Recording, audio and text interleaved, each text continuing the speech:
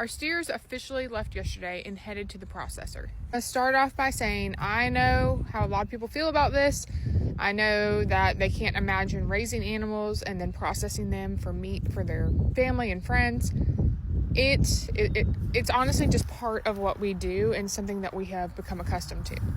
As for them leaving, how that went with the kids, things like that. So the kids, they know they don't stay. They know what happens to them. We're very transparent with the kids about the realities of life, and that if they're going to eat meat, they're going to eat chicken, they're going to eat all these things.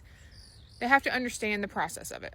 Now, we do not tell them that we are eating. Like, I'm not like, that's lightning on your plate. Like, I have a heart. I'm not going to do that to the kids. But in their brain, they went to the sale barn, and then a few weeks later, we get meat. Up to this point at their age, they haven't put 2 and 2 together. I imagine my 8-year-old at this point is probably going to put 2 and 2 together, and we'll have a harder conversation. As for goodbyes, though, she did ask that morning. They left about 6 a.m. My husband hauled them off, and she said, can I go say goodbye? And I said yes. So she went out. She said, bye, Lightning. Bye, Miller. Bye, Rip.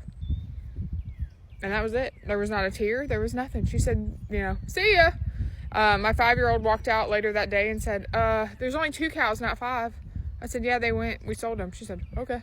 So I'm just telling y'all this, and that imagine if they came out and Squirt and Sebastian were gone. There would be a massive amount of tears. There would be a huge, huge meltdown, because there is a difference between pets and livestock. And even kids can understand that. So, like I said, this is not my favorite part. I like Lightning. I liked the cows, but I knew from the day they were born and they were male what they were going to be. Here at the house, we do still have the 2 heifers that were out. So this one, I'm not sure what's going to happen with her.